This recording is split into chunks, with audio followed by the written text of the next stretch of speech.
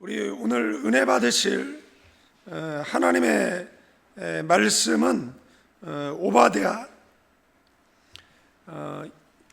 1장 우리 전체 내용 가운데에서 우리 12, 13, 우리 14절 말씀 보도록 하겠습니다.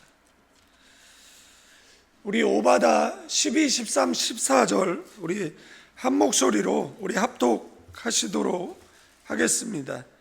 시작. 내가 형제의 날 곧 그 재앙의 날에 방관한 것이 아니며 유다 자손이 패망하는 날에 기뻐할 것이 아니며 그 고난의 날에 네가 입을 크게 벌릴 것이 아니며 내 백성 환난 당하는 날에 네가 그 성문에 들어가지 않을 것이며 환난 당하는 날에 네가 그 고난을 방관하지 않을 것이며 환난을 당하는 날에 네가 그 재물에 손을 대지 않을 것이며 내 거리에 서서 그 도망하는 자를 막지 않을 것이며 고난의 날에 그 남은 자를 원수에게 넘기지 않을 것이니라. 아멘. 우리 오른손 높이 성경책 드시고 저를 따라 기도합니다. 이것은 나의 성경책입니다. 하나님께서 내게 주신 것입니다. 나는 이 성경이 말하는 사람입니다. 나는 이 성경이 가지고 있다는 것을 가지고 있습니다. 나는 이 성경이 할 수 있다는 것을 할 수 있습니다. 오늘 설교자를 통하여 하나님의 말씀을 듣는데 겸손히 받아들여 반드시 변화받을 것을 예수님의 이름으로 기도합니다. 아멘. 이 오바댜는 구약 성경에서 가장 짧은 선지서 1장밖에 되지 않습니다. 이 오바댜는 누구냐라고 이야기했을 때 성경에서 어떤 정보를 제공해 주고 있지는 않습니다. 그렇기 때문에 이 성경, 구약 성경에 오바댜라는 이름을 가진 사람이 13명이나 나온다라는 겁니다. 그러니까 이 오바댜는 어느 시대의 사람이냐라는 것입니다.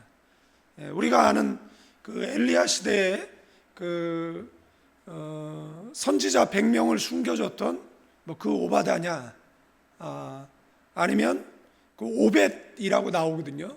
그 오벳도 오바댜인데 그 오바댜냐. 그래서 13명 가운데 한 명임에는 분명할 텐데 성경이 제공해 주고 있지 않기 때문에 누군지는 잘 모른다라는 겁니다. 그런데 13명이나 등장한다라는 것은 이 오바댜라는 이름이 흔한 이름이라는 겁니다. 루이비통 가방 가운데 지영이 백이라는 게 있습니다. 그 지영이 백이라는 가방은 한국인 웬만한 사람은 다 들고 다녀요. 근데 한국에서 지영이라는 이름이 굉장히 많대요. 그래서 그 가방을 뭐 지영이 백이라고 이렇게 부른 적도 있어요. 오바댜라는 이름의 뜻은 섬기다, 노동, 그 아바다, 그 이롭게 하기 위해서 봉사하다, 헌신하다, 정성을 다하다, 뭐 하나님을 즐겁게 해드리고 기쁘게 해드리는 모습을 의미하는 그 아바다. 여기에는 예배한다라는 뜻도 있어요. 이것 플러스 여호와 합쳐서 이제 오바댜인데, 그러면 정리하면 여호와의 종, 그 다음에 여호와께 예배하는 자, 이런 뜻을 가지게 되어진다라는 것입니다. 그래서 우리가 오바댜는 어느 시대 사람인가 이렇게 추론해 보면 이제 이 사람이 성경에서 말하는 그 엘리야 시대의 오바댜냐 아니면 다른 오바댜냐 이렇게 범위를 좁힐 수가 있습니다. 소선지서 가운데 그 저작 연대 그리고 저작자에 대해서 자세히 밝히고 있지 않는 책이 그 오바댜라는 것입니다. 그래서 이 오바댜에 대한 의견이 분분한데 뭐 두 가지 의견 정도로 이렇게 요약할 수가 있습니다. 첫째는 여호사밧의 아들 여호람 통치 시기에 그 활동했던 그런 선지자로 보는 거예요. 이때는 그 통일을 원하는 대통령들이 있잖아요. 우리나라도 이제 통일 운동가가 대통령이 되면 간도 쓸개도 빼주려고 합니다. 국토도 양보하고 뭐 북한이 원하는 대로 돈도 갖다 주고, 그래서 그런 이 통일 운동가. 근데 여호사밧이 통일 운동가였어요. 여호사밧은 통일을 원했어요. 그래서 고대 시대의 통일은 어떻게 앞당길 수 있죠? 이게 정략 결혼입니다. 그래서 자신의 아들과 이세벨의 딸과 결혼을 시키는 그 우를 범하는 겁니다. 뭐 군사협력, 경제협력. 그런데 그 방법으로 남북이 통일되지 않고 그 방법으로 인하여서 오히려 남유다가 멸망할 뻔한 그런 일까지 벌어지게 되어졌다라는 겁니다. 엄마도 사악했고 그의 딸도 사악했어요. 남편을 꼬드겨서 왕자들을 다 죽여버리게 했습니다. 왜 그렇죠? 이 왕권을 탐내는 사람이 없어야 하잖아요. 그래서 자기 형제를 다 죽여버렸던 이스라엘 역사의 괴악한, 누구 때문이냐라고 이야기했을 때 아달랴 때문이다라는 겁니다. 남편이 죽자 이 아달랴가 남유다를 통치합니다. 어떤 사상 가지고요? 북이스라엘 사상 가지고. 이 북이스라엘은 이 두 가지 길을 가고 있었어요. 하나는 여로보암의 길이었어요. 북이스라엘을 건국한 그 여로보암의 길은 어떤 길이냐면 우상 숭배하는 길이죠. 그리고 레이지파가 제사장을 해야 되는데 보통 백성으로 제사장을 삼은 거예요. 동대문에 가면 그 근처에 서울교회인가 뭐 이런 교회가 있어요. 그러니까 각 지역에 캐톨릭처럼 하나의 교회만 있어야 된다. 안디옥에는 안디옥 교회가 있어야 되듯이 서울에는 서울 교회가 있어야 되고 경기도에는 경기 뭐 그런 교회가 있어야 되는데, 이 사람들은 워치만 리, 위트니스 리를 추종하는 사람들입니다. 뭐 형제교회 뭐 이렇게 이야기할 수 있는데, 개혁주의 교회에서는 이단으로 분류합니다. 거기에는 목회자가 없습니다. 평신도들이 돌아가면서 뭐 설교하고 뭐 이러는 시스템으로 운영되어지는 것 같습니다. 제가 늘 말씀드리지만 설교하고 싶으면 신학교 가시면 됩니다. 그래서 신학교에 가면 이제 뭐 다니는 교회에서 뭐 전도사로 임명해 주는 경우도 있고 안 해주는 경우도 있지만, 그리고 졸업하게 되어지면 이제 뭐 신대원 가겠죠. 신학교 신대원은 3년이거든요. 일반 대학원 2년인데 마치면 강도사는 설교할 수 있는 라이센스를 받는 겁니다. 그래서 강도사 아닌 사람은 설교할 수 없어요. 전도사는 설교할 수 없어요. 그러나 교회에서 권한을 위임해 줬을 때 뭐 설교하는 경우는 있지만, 이 강도사, 저희 교단에서 여자 강도사 뭐 이것 때문에 이번 총회에서 어떻게 결정 난지 모르겠는데 아마 여자 강도권을 허락한 것 같아요. 목사 안수는 안 한 것 같고. 그리고 어떤 교단은 뭐 여자 강도권도 허락하고 그 다음에 이제 목사 안수도 뭐 허락하는 교단도 있어요. 뭐 그거는 교단의 정책이니까 그거는 뭐 교단 관계자들이 뭐 알아서 할 일이고, 만약에 그것이 옳지 않다 그러면 그 속에서 그것이 뭐 틀렸다, 뭐 옳다라고 얘기하지 말고 그냥 다른 교단 가면 돼요. 여성 안수하는 교단 뭐 가면 뭐 되는 거니까 그 안에서 그냥 이렇게 혼란스럽게 할 필요는 없을 것 같습니다. 그래서 이때가 굉장히 혼란스러운 시대잖아요. 혼란스러운 시대였어요. 선지자들을 멸절하려고 했던 북이스라엘에서 그 이세벨이라는 이 아달랴의 어머니는 그러고 있었다라는 것을 알 수 있습니다. 이때 이 오바다는 이스라엘에 대한 예언은 잠깐 뒤에 이제 나오지만 에돔에 대한 심판의 메시지가 담겨져 있어요.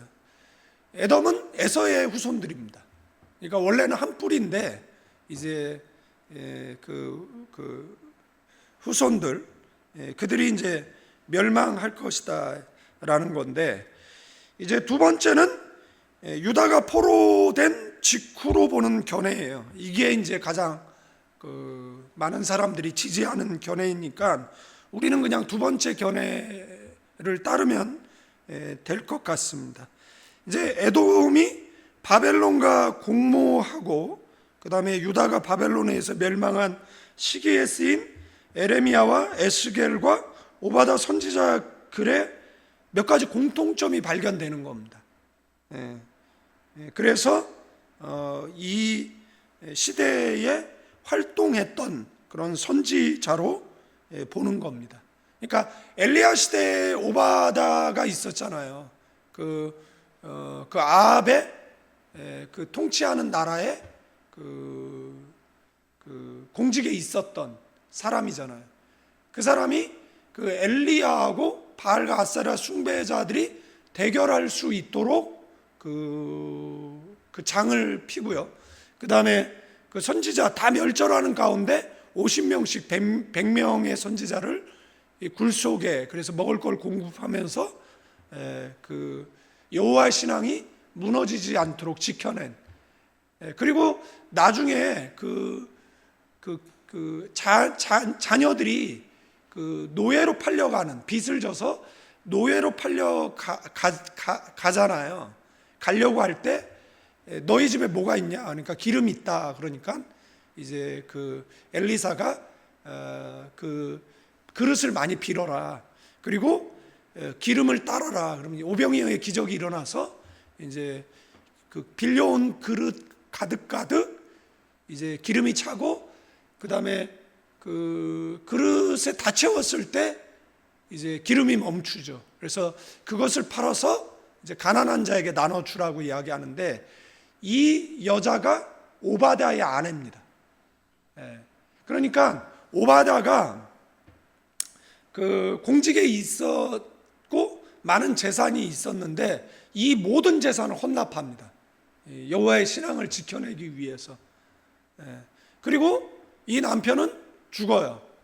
문제는 뭐냐면 이제 자녀들이 이제 노예로 팔려가는 이런 절박한 상황에 이제 그 아내가 엘리사 선지자에게 가서 이제 하소연하게 되어지고, 그 다음에 이제 그 구원을 얻게 되어지죠. 그래서 시편에 보면 의인의 자식이 걸식하며 사는 것을 나는 역사 이래 본 적이 없다. 의역하면 좀 이렇게 해석되는데, 의인의 자식이 그 구걸하며 다니는 것을 나는 본 적이 없다. 시편 기자의 고백이거든요. 그래서 그 의롭게 산 믿음의 가정을 하나님께서 훗날 그 축복해 주시는 그러한 내용도 보는데, 어떤 사람은 그 국내 대신 그 오바다 그 사람을 이제 누구로 보는 겁니까? 이 저자로 보는 겁니다. 그런데 그때하고 그 다음에 이스라엘 남유다 멸망할 때하고는 거의 300년 차이가 나거든요. 그러니까 어느 기점으로 잡느냐에 따라 가지고 이게 성경 해석이 이제 완전히 이제 달라지게 되어지는데, 제가 말씀드린 거는 이제 두 번째 그 유다 포로된 직후로 보는 이 견해. 왜 그렇느냐라면 그 에레미야라든지 에스겔이라든지 유사점이 있기 때문에 그렇다라는 거예요. 만약에 이렇게 기준점을 잡으면 에돔이 멸망할 수밖에 없는 겁니다. 그러니까 그래서 이 내용, 짧은 내용인데 집에 가서 읽어보시면 아시겠지만 이 12, 13, 14절의 내용을 보면 이 12, 10 근데 이제 또 제가 지금 앞에 말한 오바다라고 이야기하는 경우는 뭐냐면 탈무드에 오바댜의 저자가 그 사람이다, 뭐 이렇게 또 이야기하고 있어요. 그러나 이 학자들 가운데 의견이 다 분분한 거니까, 그러니까 뭐가 맞다, 뭐가 틀리다, 이것을 말하기가 좀 어렵다라는 것이고요. 이것을 뭐 여러분들을 혼란하게 하기 위해서 말씀드리는 건 아니고, 그게 중요한 것이 아니라 지금 이 말씀을 통해서 이 시대를 살아가는 우리에게 무엇을 이야기하는가. 아멘. 그래서 우리는 거기서 그 교훈받는 저와 여러분 되어지기를 주님의 이름으로 축원드리겠습니다. 그래서 이 내용은 그 원어라든지 영어 원문에 보면 그 단톡에 올려드린 파일 열어보시면 아시겠지만, 그러면 안 된다라는 이야기가 반복적으로 나옵니다. 12절에도 그러면 안 돼, 13절에도 그러면 안 돼, 14절에도 그러면 안 돼. 영어에는 그렇게 써 있는 거예요. 이게 뭐예요? 이스라엘의 패망을 기뻐하면 안 돼. 바벨론 군대와 같이 들어가서 약탈하면 안 돼. 도망친 사람들을 가로막아서는 안 돼. 그리고 뭐예요? 웃어서는 안 돼. 이런 이야기를 하는 거예요. 그런데 에돔이 어떻게 했어요? 유다가 패망하는 걸 기뻐했어요. 바벨론 군대와 같이 들어가서 약탈했어요. 도망친 사람들을 가로막고 해치고 팔아넘겼어요. 조롱했고 웃었어요. 그런데 오바댜는 이런 에돔에 대해서 뭐 한 거예요? 멸망을 선포한 겁니다. 그러면 잘 보세요. 이 성경을 읽는 여러분들 이 내용, 그러니까 오바댜가 에돔의 멸망을 선포해. 그러면 에돔이 이 말씀을 듣습니까? 안 들어요. 관심도 없어. 자, 그러면 이 말씀은 유다 사람들에게 하는 말씀이 아니에요. 유다는 멸망했잖아요. 그러면 지금 오바댜는 누구에게 얘기하는 거예요? 오바댜는 지금 누구에게 얘기하는 겁니까? 지금 자신이 자신의 민족을 비웃고, 그래서 그를 위한 저주하는 기도예요, 이게. 이거는 제가 저주의 기도라고 제가 한 게 아니라 그 신학자 한 분이 이 오바댜의 이 기도는 저주의 기도다. 물론 그렇게 이야기하고 있어요. 그러면 우리는 여기서 한 가지, 그 리차드 포스트가 얘기한 건데, 기도라는 책에서 이야기했는데, 그러면 우리는 저주의 기도를 해도 되느냐? 하면 안 되느냐라는 거예요. 우리는 기독교인들은 무조건 희생을 강요받고 원수도 용서해야 되고, 그죠? 그래서 기독교인은 뭐 바보같이 뭐 누가 뭐라 그래도 그냥 늘 당하는 뭐 이런 사람인가요? 그러니까 기독교인들은 저주하면 안 되는 거잖아요. 기독교인은 뭐 원수라도 뭐 사랑해야 되고 뭐 이런 거잖아요. 그죠? 그런데 이 구약의 시편을 읽다 보면 뭐가 나오냐면, 시편 109편에 가면 저주의 기도가 나와요. 그것도 심지어 우리의 신앙의 롤모델인 다윗이 저주의 기도를 하는 것을 발견하게 되어져요. 그러면 왜 그는 저주의 기도를 했느냐라면, 정말 원수의 극심한 핍박, 그 다음에 만들어내는 어떤 거짓말, 그래서 이 고통과 분노 속에서 다윗이 그 저주의 기도를 해요. 그래서 시편 109편에 가면 성경 펴두세요. 거기 가면 다윗의 시, 그런데 시편은 테일림이잖아요. 그러니까 다윗의 노래 이렇게 되어져 있습니다.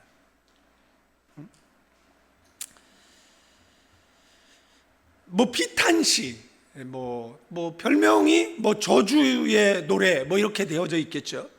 예. 그런데 내용을 보면 정말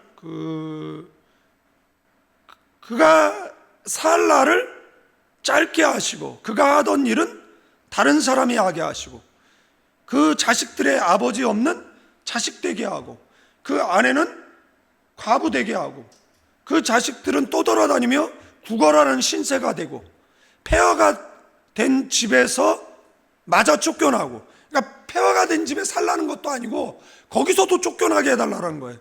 예? 빌어먹게 해달라는 겁니다. 빚쟁이가 그 재산을 모두 가져가고 낯선 다른 사람들이 들이닥쳐서 재산을 모두 약탈해 가게 해달라고, 이런 저주의 기도를 우리는 뭐 예언서에서도 찾아볼 수 있다라는 겁니다. 그러면 우리는 여기서 어떤 질문을 가질 수 있느냐라면 저주의 기도를 해도 되느냐라는 겁니다. 예. 그거 할 수 있는 것이냐 뭐 이런 질문이 생기는 거예요. 아니면 크리스찬은 억울한 일을 겪었을 때 그냥 바보처럼 뭐 참아야 하느냐 뭐 이런 거예요. 그런데 여러분들은 답을 알고 있어요.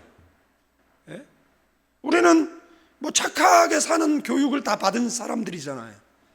성경은 우리에게 원수를 갚지 말고 동포를 원망하지 말고 내 이웃 사랑하기를 내 자신과 같이 사랑하라, 레위기 19장 18절의 말씀을 알아요. 이것을 하나님께서 우리에게 주신 규례예요. 예수님은 너희 원수를 사랑하고 너희 박해하는 사람을 위해서 뭐 하라고요? 기도하라고 했어요. 우리도 이 말씀을 알아요. 예수님은 심지어 십자가에 달려 죽으시는 그 순간까지도 저 사람들을 용서해달라고 이야기합니다. 무슨 일을 하는지 모른다라는 거예요, 그들이. 그리고 예수님의 이런 교훈을 본받았던 스데반 집사는 예수님의 가르침대로 그도 돌에 맞아 죽는 그 순간에 그들의 용서를 간구하는 것을 우리는 보게 되어지는 겁니다. 바울은 뭐라고 얘기하죠? 사랑하는 여러분 스스로 원수를 갚지 말고 그 일을 누구에게 맡기라고요? 하나님께 맡기래요. 그러니까 우리도 이 성경의 가르침을 받았던 우리들 또한 뭐예요? 적극적으로 원수마저도 사랑하고 축복하는 그 고차원적인 단계까지 이르기 위해서 열망하고 뭐 고군분투하고 있잖아요. 이것이 십자가의 정신이고 이것이 성경의 가르침이잖아요. 뭐 이것을 실천하느냐 안 하느냐 이 여부를 떠나서 우리는 성경이 우리에게 뭐라고 말씀하고 있는지를 이 자리에 계신 분들은 다 알아요. 그런데 성경을 읽다가 보면 이 오바다는 조금 이렇게 비틀어 써놨지만 여기서도 발견되고 여러분들 시편 109편 다윗이 얼마나 억울했으면 1절에서 3절 나의 찬송하는 하나님이여 잠잠하지 마옵소서. 저희가 악한 입과 캐사한 입을 열어 나를 치고 거짓된 여로 내게 말하며 또 미워하는 말로 나를 두르고 무고히 나를 공격한다 이렇게 이야기하고 있어요. 그러니까 다윗은 뭐라고 얘기합니까? 하나님 잠잠하지 마소서. 하나님 지금 뭐 하는 거예요? 하나님 잠잠하면 안 됩니다 뭐 이런 이야기를 하고 있는 거예요. 4절 5절에 보면 나는 그들을 사랑했어요. 누가요? 다윗이. 여러분들 사랑하는 사람으로부터 당하는 배신은 더 커. 예? 나는 사랑하나 저희는 나를 도리어 대적하니 나는 뭐예요? 기도할 뿐이다. 예? 내가 그들에게 선을 베풀었는데 그들은 악으로 갚았다는 겁니다. 예?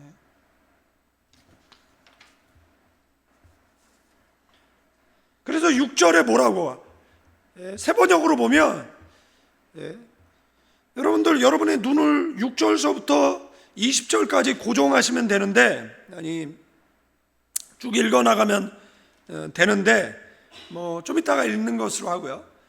6절을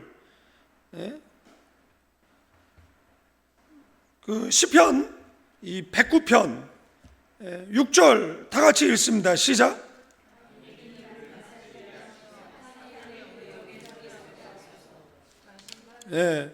여러분들, 악인이 그를 다스리게 하시고, 누가 그를 다스려요?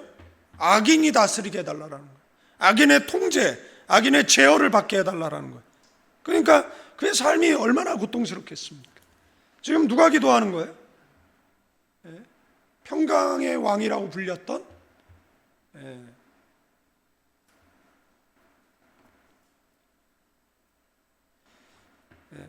하나님의 마음에 합한 사람이라고 불렸던 누가요?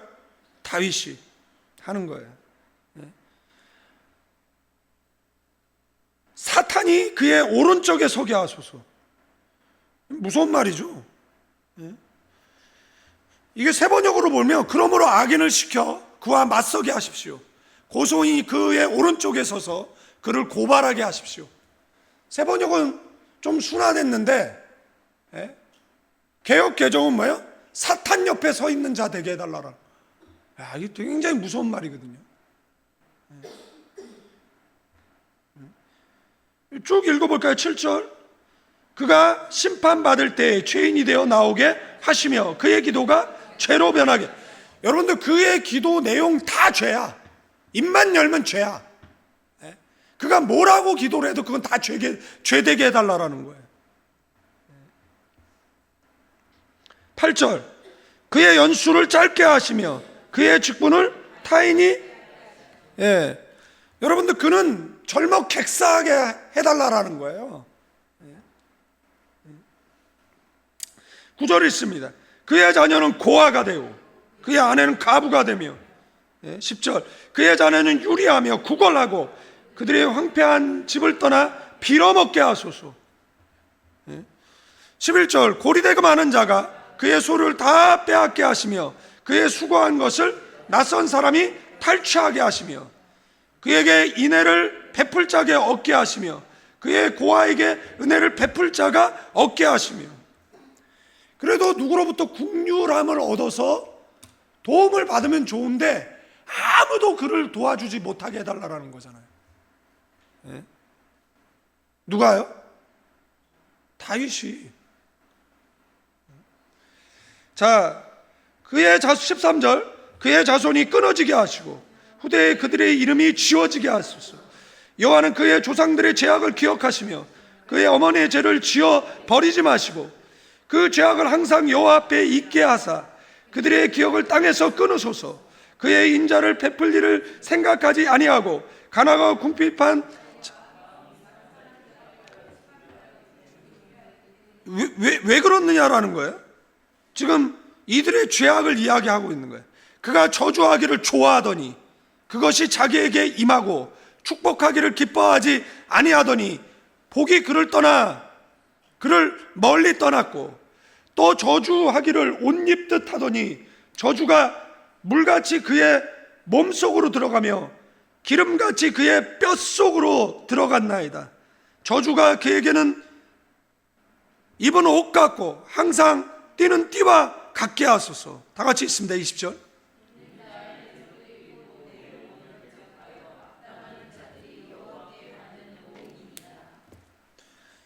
자, 내용을 보면 뭐예요? 지금 다윗이 뭘 하고 있는 겁니까? 저주하고 있는 겁니다. 그러니까 여러분들 잘 보세요. 인생을 살아가는데 그런 일을 안 만나면 참 좋잖아요. 그런 일을 안 만나면 참 좋아요. 원수가 없이 모든 사람과 더불어 화평하면 참 좋잖아요. 여러분들의 모든 재산을 하루아침에 다 잃어버리게 하고 그 다음에 여러분들을 고통 속에 살아가게 하는 사람을 만나지 않으면 그것보다 좋은 일은 없어요. 그런데 인생은 우리의 뜻대로 되어지지 않습니다. 뭐 잘못한 것에 대한 인과응보는 뭐 이해할 수 있으나 없는 말을 만들어서 하는 그 사람들 있잖아요. 그래서 시편 기자 다윗은 억울합니다 라고 하면서 지금 도처에서 저주하는 그런 듯한 기도를 발견하게 되어진다라는 겁니다. 그러면 저주 기도를 해도 되냐 안 해도 되느냐라고 얘기했을 때 해도 됩니다. 이게 결론적인 이야기입니다. 그러니까 이 말씀에 대해서 오해가 없으셨으면 좋겠는데 여러분들은 센 척, 강한 척 하면 안 돼요. 감정에 솔직해질 필요가 있어요. 여러분들, 하나님은 우리의 심령을 감찰하시는데 속으로는 저주하고 겉으로는 천사와 같은 말을 한다라고 생각을 해보십시오. 그건 위선이라는 겁니다. 여러분들이 이거를 잘못 오해하고 이거를 뭐 속으로만 그래야 되는데 이거를 막 그 사람을 만나가지고 저주를 퍼붓고 뭐 이러라고 마패처럼 성경을 아전인수격적으로 해석하라고 여러분들에게 주는 메시지가 아니라는 거예요. 그리고 우리의 전제는 뭐냐면 내가 저주 기도를 한다고 해서 그 기도가 응답이 되느냐 안 되느냐는 그 주권은 누구에게 있는 거예요? 하나님께 있는 거예요. 아시겠죠? 그러면 우리는 뭘 얘기하고 싶느냐라면 저주의 기도를 해도 되느냐 안 해도 되느냐라는 이야기예요. 해도 된다라는 이야기를 하는 거예요. 그러나 해도 되는데 다윗은 그러면 왜 저주를 기도를 했느냐라고 이야기했을 때 우리가 놓치지 말아야 될 두 개의 포인트가 있는데 그거를 기억하고 그 다음 뭐 하라는 거예요? 하라는 거예요. 그잖아요. 정말 우리 인생에 만나지 말아야 될 그런 사람을 만나. 그래서 우리의 심장이 칼로 찌르는 것처럼 아프고 고통스럽고 비참하고 모욕감이 들고 그런데도 불구하고 원수를 사랑해야지 그러면서 속으로는 죽여버려야지 그거는 위선이잖아요. 성경이 우리에게 그것을 말한 적이 없다라는 이야기를 하는 거예요. 자, 보세요. 그래서 지금 우리가 오바다 이야기를 했잖아요. 여러분들, 인생 살아가면서 제가 필리핀에 교회를 개척하고 그 다음에 교회가 굉장히 어려웠던 때가 있었어요. 그런데 어떤 미친년이 와가지고 이게 뭐 자기가 선지자래요. 그래서 우리 교인들 집을 신방하면서 이제 뭐 예언 기도 뭐 이런 것을 하는 거예요. 제가 그런 애들 박살내는 법을 알아요. 한 방에 그냥 작살낼 수 있는데 그때는 말 한마디 하는 게 너무 조심스러웠어요. 왜냐하면 그 말이 어떻게 파급 효과가 날지 모르는 거예요. 그러니까 제가 어떤 어려움을 겪어도 제가 공적인 석상에서 제가 웬만하지 않으면 이야기를 잘 안 하려고 해요. 아니, 목사님 보니까 할 말 다 하는데 제가 그게 참고 참은 그 정말 이만한 말 가운데 요만큼 얘기하는 거예요. 여러분들 저를 잘 몰라서 그래요. 저는 얘기를 안 하면 저기 뭐예요? 우라통이 치밀어 오르는 사람이에요. 전 그래서 얘기를 해야 돼. 얘기를 안 하니까 머리가 다 쇠가지고 백발, 지금 염색을 했는데 염색물이 빠져가지고 염색도 잘 안 돼. 그런 거예요. 요즘 최근에 제가 팍 늙은 것 같아. 그러니까 뭘 못하는 거예요? 말을 못하는 거예요. 그런데 지금 오바댜의 말씀대로 하면 그 있잖아요. 영화 뭐죠? 영화 해바라기인가? 그렇게 다 가져가야만 했냐? 누구죠?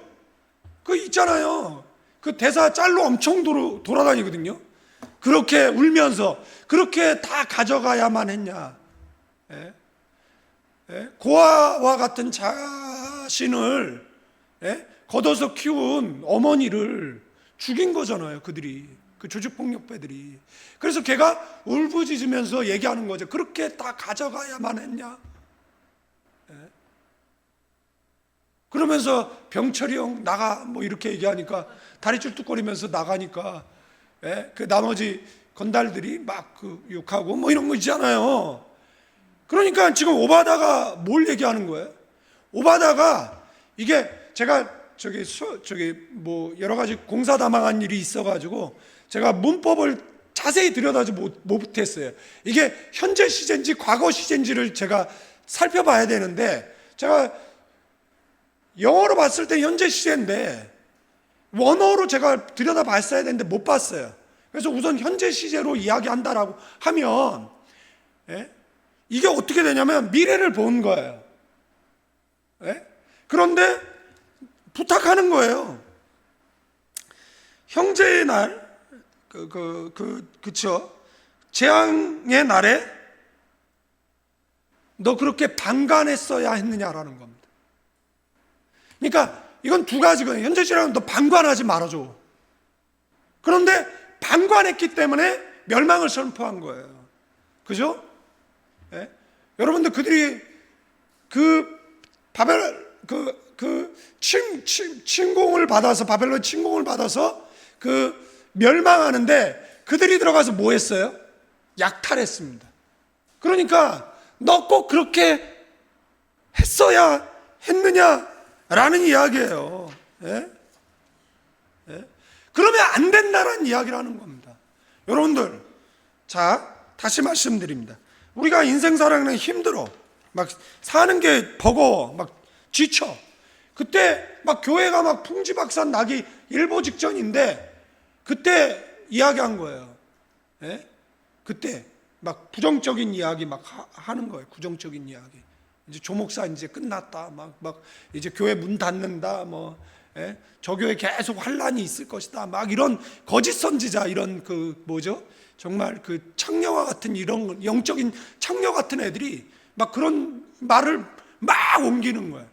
필리핀에 지금 임마누엘 교회 그런 일이 있죠. 이게 정부 땅이니까 그런 일을 우리는 많이 겪었거든요. 그런데 그때 가장 기분 나쁜 게 뭐냐면 부정적인 이야기하는 사람들이에요. 그 사람들은, 저는 솔직히 그런 사람들이 있으면 정말 이 오영제로 주먹으로 그냥 입을 그냥 냅다 한 대 갈겨버리고 싶어요.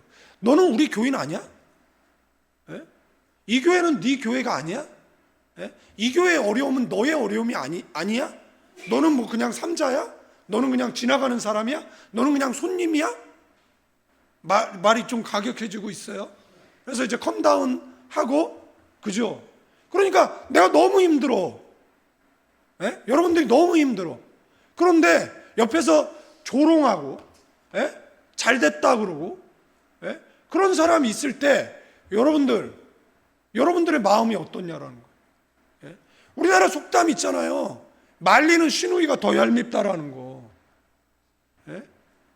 지금 오바다는 그런 심정인 거예요. 이걸 누가 에돔 사람이 읽겠습니까? 오바다가 예언한다 그래서. 그리고 이게 유다 사람 말도 아니잖아요. 유다는 멸망했잖아요. 멸망하잖아요. 그러니까 이거는 지금 뭐 하는 거야? 이런 멸망의 순간에 멸망하는 우리 민족을 향해서 뭐 하는 거예요? 조롱하고. 형제이잖아요. 에서의 후손인데. 옆에 교인이잖아요. 그래도 믿음이 있다는 것들이잖아요. 같이 신앙생활하는 사람들이잖아요.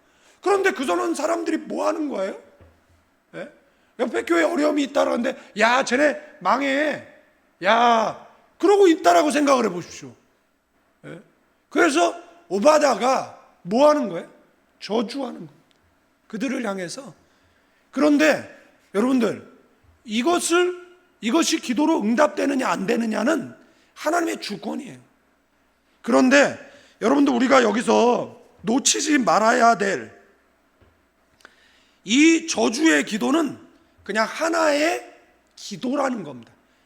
하나의 기도라는 거는 뭐예요? 이런 기도도 할 수 있다라는 겁니다. 아시겠죠? 예. 그리고 시편, 그러니까 기자의 중심은 누가 보는 거죠? 하나님이 보시는 거잖아요.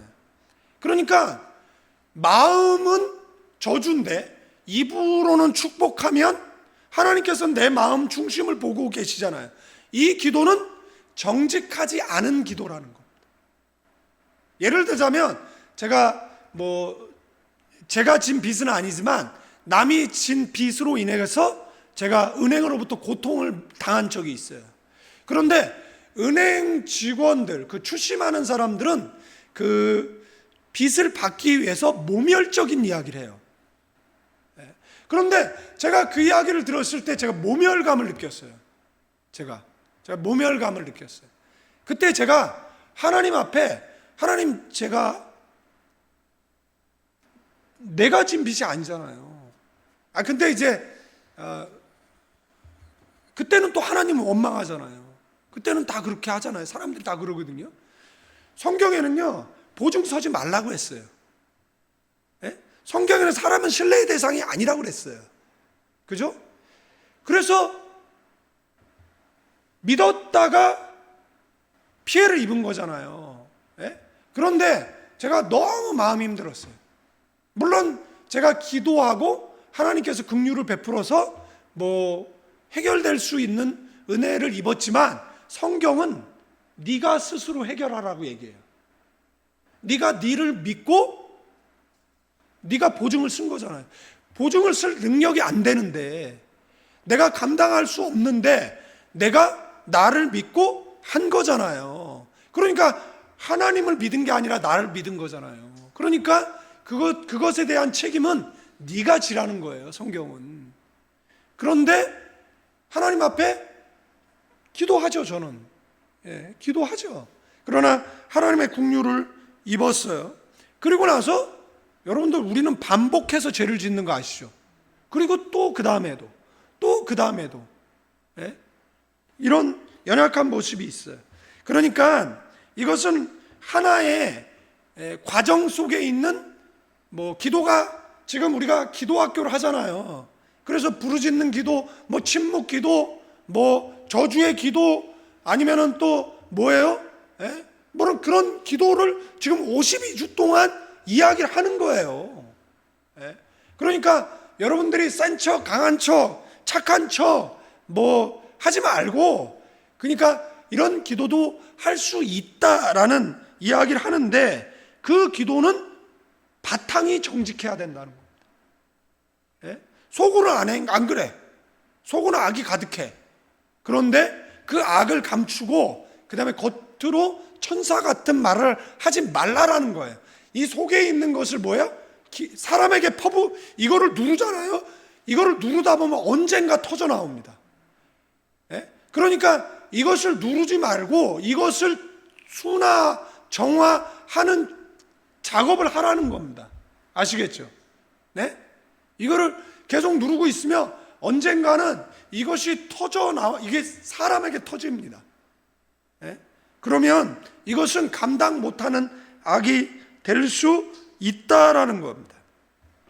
그래서 시편 기자는 자신을 억울하게 한 사람들에 대한 증오심이 사무칠 때 복수할 생각을 한 것이 아니라 하나님께 나아가서 했어요? 감정을 그대로 드러내 놓았다라는. 그러니까 여러분들은 센 척, 강한 척 하지 마세요. 힘들면 힘들다, 자존심 상하면 자존심 상하다, 억울하면 억울하다. 예? 그렇게 솔직하게, 정직하게 하라는 거예요? 기도하라는 겁니다. 그런데 이 기도는 하나의 과정이지 결론이 아니라는 겁니다. 결론은 뭐예요? 오래 기도하면 내면의 그 정화가 이루어지고, 예? 점차 마음을 지배하던 악한 감정은 사라지고, 그 다음에 뭐예요? 진실로 원수까지도 용서할 수 있게 되어지고, 한 발 더 나아가서 그들을 축복할 수 있게 되어진다라는 겁니다. 아멘. 그래서 이 시편 기자 다윗과 그 에레미야처럼 이 저주의 기도는 저주의 기도라는 어두운 터널을 거쳐야만 용서와 사랑이라는 목적지에 다다를 수 있다라는 겁니다. 이해하셨죠? 우리 교인들은 현명하고 똑똑하니까 이해하셨을 거라고 믿어 의심하지 않습니다. 그러니까 여러분들 감정을 속이지 마세요. 힘들면 하나님 너무 힘들어요. 저도 제가 얘기했잖아요. 제가 빛의 문제 때문에 힘들었다고. 그래서 하나님 앞에 해결을 위해서 몸부림쳐 기도했어요. 제가 그 다리 아파서 그 의사가 그 절단해야 된다고 했을 때 정말 하나님 앞에 몸부림쳐 울었어요. 원망이 막 여기까지 올라오는데 이 원망을 억누르고, 왜냐하면 그동안 살아온 세월 동안에 하나님께서는 내 기도를 들으시고 응답을 해주셨는데 내가 감히 하나님을 원망하면 안 될 것 같아서, 그러나 속으로는 원망과 내 마음의 두 마음의 법이 계속해서 싸우는 거죠. 그러나 과거에는 원망했다라면 이제는 신앙이 성숙해서 이제 뭐 하는 겁니까? 기도를 통해서 정화해낼 수 있는 거죠. 필터링 할 수 있는 거죠. 아멘? 아멘입니다. 그래서 오바댜, 이게 짧은 내용이지만 이 내용 속에는 뭐가 있는 겁니까? 여러분들 다윗과 같이 기도하세요. 다윗과 같이 하나님 앞에. 아멘. 오늘 기도학교 39가의 내용, 오바댜의 기도. 오바댜의 기도는 저주의 기도예요. 그런데 그렇게 제목을 정하지 않았어요. 그러면 안 된다는 거예요. 여러분들, 우리는 믿음의 동역자들이에요. 여러분들, 이 앞에 있는 교회, 옆에 있는 교회, 뒤에 있는 교회, 이 한국에 있는 6만의 교회, 필리핀에 있는 교회들, 우리는 그곳을 섬기는 모든 성도들, 우리는 경쟁자가 아니에요. 우리는 다른 교회 무너짐을 기뻐하는 사람들이 아니에요. 그럴 때 우리는 뭐라고 얘기해요? 너 꼭 그렇게 했어야 돼. 여러분들, 필리핀에 어떤 교회에 화재가 났을 때 교인들이 그 주의 헌금을 그 교회에다 가져다 준 적이 있어요. 이유는 뭐예요? 같은 교회니까. 야, 불났대. 야, 잘 됐다. 그러면 되겠습니까? 여러분들, 교인이 누가 사업에 어려움을 겪고 망했어. 아이고, 꼴 좋네. 그럴 때 그 사람이 만약에 그 이야기를 들으면 그 사람이 속으로 뭐라고 했어요? 너 꼭 그렇게 했어야 돼? 너 꼭 그렇게 다 가져갔어야 돼? 너 꼭 그렇게 우리를 비참하게 만들었어야 돼? 오바다가 그 기도를 한 거예요. 시편 기자가 그래서 막 저주를 해요. 여러분 생각을 해보시죠. 빌어먹게 해달라고 그러잖아요. 그런데 계속 기도하다가 뭐예요? 마음을 고쳐놓고, 뭐죠? 그 속에 있는 모든 악함이 기도를 통해서 입 밖으로 다. 그래서 옛날에 정말 기도 많이 할 때 교회 안에 시체 썩는 내가 진동했었던 때가 있었어요. 왜 그런 거죠? 그 속에 뭐예요? 그 더러운 것들이. 옛날에 막 기도원에 가면 막 그 옆에 휴지 막 이만큼 쌓아놓고 그 전에 막 코 풀고 입에서 뭔가 더러운 걸 토해. 그래서 기도원에 가면 특유의 냄새가 있었어요. 그게 시체 썩는 냄새였어요. 여러분들, 그들이 뭐예요? 뭐에 빠진 거예요? 기독교인은 착해야 돼. 이런 사상에 빠져버린 겁니다. 그래서 그 속에 있는 걸 계속 억누르고, 그 다음에 뭐 하는 거예요? 그러니까 억누르고 있다 보니까 어느 날 이게 폭발하는 거예요. 그래서 장로인데, 목사인데, 집사인데, 막 감당하지 못할 혈기와 욕설과, 그래서 교회를 시험 들게 하고. 여러분들, 이것이 해결되지 않은 장로들, 이것이 해결되지 않은 목사들이 싸우는 지금 한국교회의 모습을 보십시오. 그러니까 우리는 뭐예요? 센 척 강한 척 하지 마시고, 여러분들 과거의 상처 뭐 이런 것들도 하나님 앞에 다 솔직하게 기도하시고, 이제는 우리 주 예수 그리스도의 은혜와 아버지 하나님의 극진하신 사랑, 성령님의 감화 감동 교통 충만 축복하심이 다시 한번 마음을 다잡고 기도하기로 다짐하는 믿음의 사람들 위해 하나님 앞에 강한 척 센 척하는 것이 아니라 마음과 말이 같은 믿음의 사람으로 살기 원하는 믿음의 사람들 위해 가나안 교회와 필리핀 임마누엘 교회 위에 이제로부터 영원까지 함께 계실지어다.